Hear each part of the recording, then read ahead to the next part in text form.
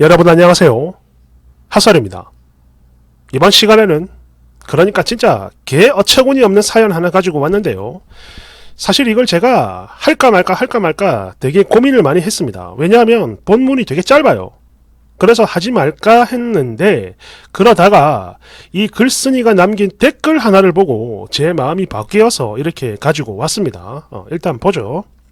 제목: 저희 아빠가 사기꾼이고 그래서 지금 감옥에 들어가 있어요. 그리고 피해자가 죽었는데 장례식장에 대신 가야 하나요? 원제: 저희 아빠한테 사기당한 분의 장례식장, 거기를 꼭 가야 하는 걸까요? 여러분 안녕하세요. 저는 20대 초반 여자인데요. 지금 이 순간에도 이 글을 쓰는 게 맞는지 잘 모르겠고 그런 만큼 되게 부끄러운 일이 될 수도 있는 거지만 그래도 용기를 내서 이렇게 글 써봅니다. 최대한 짧고 또 있는 일만 써볼 테니까 보시고 제가 뭘 어찌해야 할지 그 부분에 대해 조언 좀 해주세요. 일단 저희 아빠는 지금 현재 교도소에 계세요. 약 1년 전에 저질렀던 사기 때문에 그런 건데 여하튼 제가 이 글을 올리는 이유는 다음과 같습니다. 그러니까 바로 어제였죠. 저희 아빠에게 피해를 받은 사람들 중에 한 분이 돌아가셨다고 해요. 그래서 이분 장례식장에 가야 하는 건지 아닌지 그게 지금 너무 고민이 돼서 말이죠. 일단 저희 엄마는 무조건 가야 한다고 합니다. 다 같이. 비록 아빠가 지은 죄지만 우리는 가족이기 때문에 가서 용서를 해주든 안 해주든 무조건 빌어야 하고, 또 아빠 때문에 마음의 병을 얻어 돌아가신 거라 당연히 우리가 다 같이 가서 석호대죄를 해야 한다고 하는데요. 저는 솔직히 이게 맞나 싶고 이래저래 좀 혼란스럽거든요. 물론 엄마 말씀처럼 저희가 아빠의 가족은 맞지만 그래도 우리가 죄를 지은 건 아니잖아요. 그리고 거기 갔다가 저랑 저희 엄마한테 해코지? 그런 위해를 가하거나 그러면 그땐 어쩌죠? 그냥 그 사람들이 때리든 말든 조용히 맞고만 있어야 하는 걸까요? 여하튼 엄마는 지금도 어서 가자며 상황인데 언니는 죽어도 안 간다 그러고 이걸 도대체 어쩌면 좋을까요? 엄마 말처럼 가서 사과를 하고 오는 게 맞는 걸까요?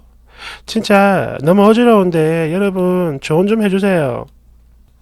댓글 1번: 거기서 머리채 잡히고 발로 채여도 괜찮고 무조건 사과를 해야 되겠다. 그러면 가세요.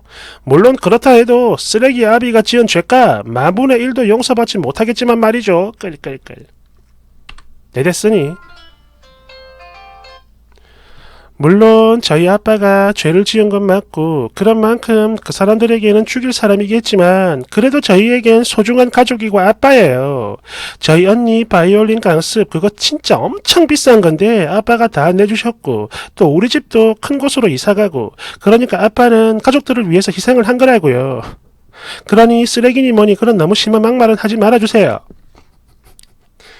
제가 이것 때문에 가져온 겁니다. 이것 때문에. 네네. 2번: 이런 미친! 야, 너 지금 제정신이냐? 아니 그럼 쓰레기를 쓰레기라고 하지 뭐 쓰레기님이라고 부르나?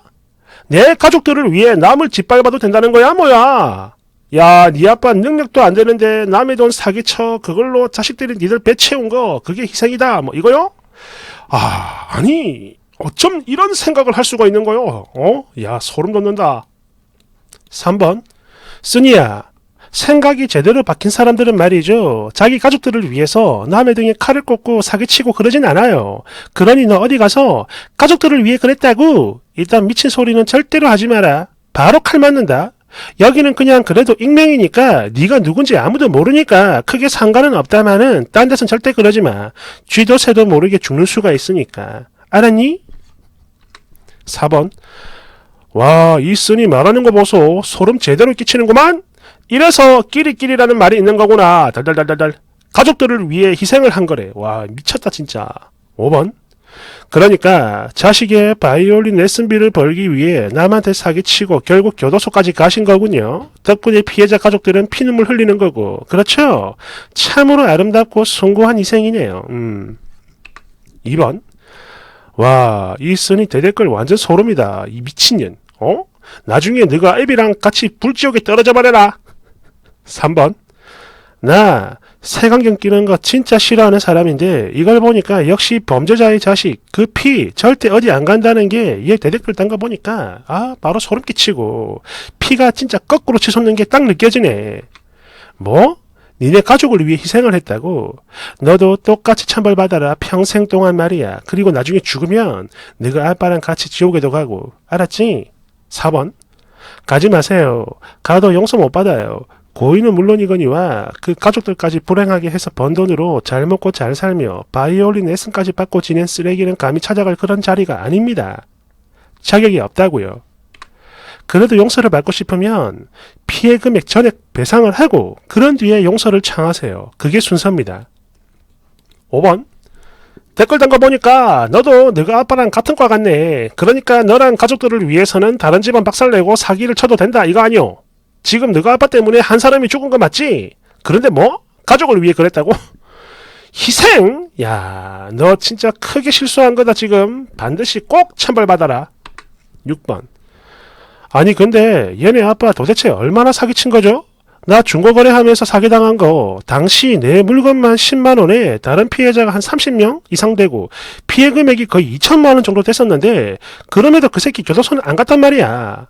그런데 이 남자는 교도소를 갔다고? 도대체 뭘 얼마나 헤쳐먹은 거야 이거? 어? 내 댓글. 모르긴 해도 최소 수억 되죠. 거기에 상습범에다가 여러 가정 박살 냈을 겁니다. 안 그러면 힘들죠 감옥은.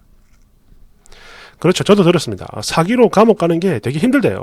근데 갔다는 건 진짜 엄청나다는 겁니다. 7번. 보니까 그래도 얘네 엄마는 그나마 아주 최소한의 양심은 있어 보이는데 얘는 뭐야? 뭐? 아빠가 희생을 한 거라고? 야, 너 진짜 사람이냐? 8번. 우리 아빠는 우리를 위해서 도둑질 한 거라고요. 자식 교육 정말 잘했다. 역시 사기꾼다워. 여하튼 내 진심으로 말하는데 언젠가 딱 니네 아빠 같은 사람 만나 사기당해서 집안 풍비박산 나는 거 온몸으로 겪어보길 바래요. 물론 그 사람도 자기 자식을 위해서 사기친 거니까 꼭 존경하고 용서도 하고 말이죠. 알았나요? 9번. 와, 이 쓰니 대댓글 개 소름 끼친다 진짜. 그래 쓰니야, 너도 언젠간 똑같이 당하게 될 거야. 그리고 훗날 니네 아빠가 사기당해서 비참하게 죽으면 사기친 그 사람도 가족을 위해서 그런 거니까 절대로 화내지 말고 반드시 용서해라. 알았지? 10번. 야! 그게 그렇게 자랑스러운 일이면 앞으로 네 인생 살면서 만나는 모든 사람들한테 우리 아빠는 가족들을 위해 사기를 친 사람이고 그 사람 죽었어요. 대헷. 이렇게 당당히 노래 부르고 살아라. 알았냐? 끌끌끌. 11번.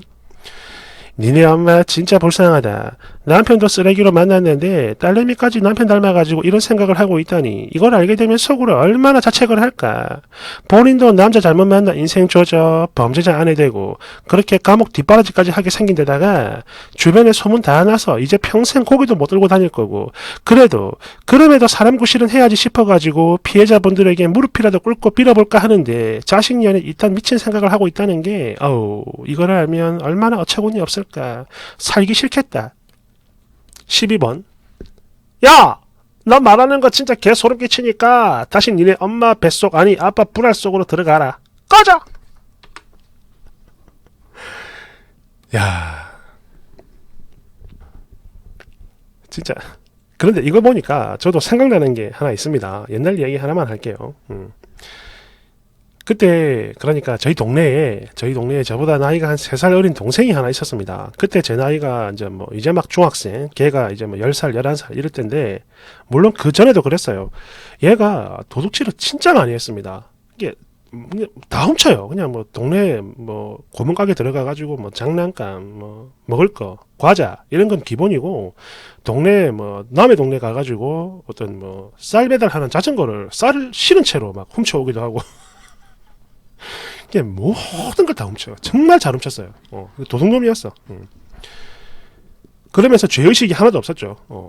그걸 가르쳐주는 사람이 없으니까. 아무튼 그랬는데 얘가 하루는 행님아 이거 봐라 이러면서 자기 주머니에서 뭘 꺼내는데 돈 뭉탱이야. 10,000원짜리 뭉탱이를 꺼내는 겁니다. 20 몇만 원이었어요. 그때 당시 20 몇만 원, 92, 3년도인데 엄청 큰 돈입니다. 특히 그 나이 때는 볼 수도 없는 돈이에요. 저도 살면서 실제로 그렇게 많은 돈은 그때 처음 봤습니다. 깜짝 놀래가지고 이거 어디서 났냐 물어보니까 공원에서 주웠대요. 근데 바보가 아닌 다음에 그걸 믿을 수가 없잖아. 저도 이제 중학생 좀 됐으니까. 솔직히 말해 어디서 났어? 그러니까 공원에 어떤 할아버지가 이게 낮술 자시고 이게 벤치에 누워 자고 있는데 그 옆에 주머니에 지갑이 삐죽 튀어나와 있더랍니다. 근데 그걸 들고 온 거예요. 훔쳐온 거죠. 근데 거기에 20몇만 원이 들어있었던 거예요. 와, 저는 제가 한 것도 아닌데도 그걸 보니까 막 손이 떨리더라고. 무서워서 미친 거 아니냐고. 그런데 정말 놀라웠던 것은 제가 이 얘기를 하는 이유가 이거예요. 이 할머니가 아이고 잘했다 이러면서 그 돈을 가져가더라고. 10,000원인가 주고. 여러분 이렇게 말하니까 뭐 20만 원 별거 아닌 것 같지만 그때 제 기억에 그때 중고등학생 그 버스 요금이 120원인가 140원인가 그랬습니다. 그런데 10살짜리가 그걸 훔쳐온 거야. 지금으로 치면 이제 10살짜리가 한 200만 원 훔쳐온 겁니다. 미친 거죠.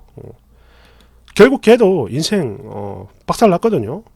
근데 야 얘도 만만치 않네. 아무튼 감사합니다.